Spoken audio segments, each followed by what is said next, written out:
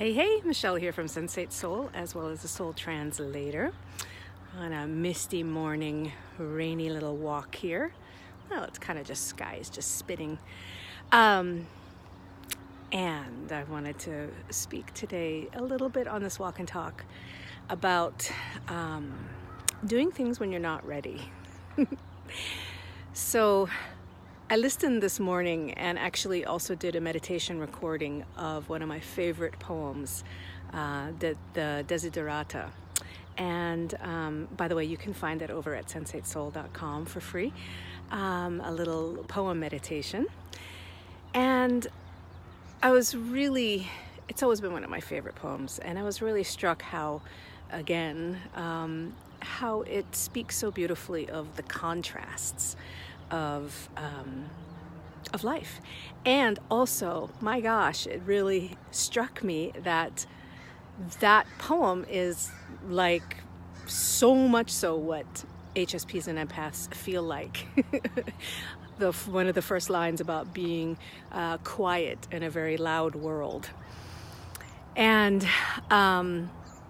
so it's been really on my mind lately about how much we are always living in this contrast, and how we have this idea sometimes. I know I certainly do. It's like, oh, well, I'm going to do that thing when I'm ready, and I'm going to wait for the right timing, or when all of the signs are there, or when I feel good and ready, or I'll know when I need to know. Now, there is definitely power in intuition, and when things don't feel right, that pushing ourselves sometimes just for the sake of pushing ourselves, getting out of our comfort zones, just because we think we have to push in order to create things or change things.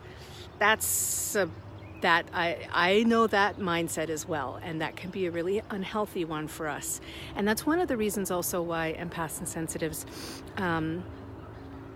can have the reputation of not pushing too much out of the comfort zone, because of the playing safe, a little bit more safe, having a little bit more hesitation, because of our sensitivity. Because imagine if yourself being somebody who knows you need to create a change, and then you need to get out of your comfort zone to do it, and you're not necessarily all that sensitive, or things don't necessarily affect you quite as much, and that might give you a little bit more motivation to actually get into the uncomfortable zones, because you have a little bit more buffer. Now, if you're a highly sensitive person, an empathic entrepreneur, or an empath, because you're more sensitive, you feel that discomfort even more. That's a blessing and a challenge, because it means that you're that much closer to the pulse of things, but it also means that you feel more. So sometimes that's why HSPs and empaths are a little more reticent of pushing themselves into uncomfortable places, because on a certain level, being HSP is a constant uncomfortable or being out of your comfort kind of zone. So with all that being said, the idea that we are going to be ready to make changes, or to have that conversation, or to have that boundary, or to make that dream come true, and take the steps towards it, it's just not going to happen. Like the Desiderata poem, it's really about this contrast that we just can't wait until we're ready to do things. And we do these little micro movements, like I've been speaking more on, micro changes, where we do something and then we adjust. We do something and then we adjust.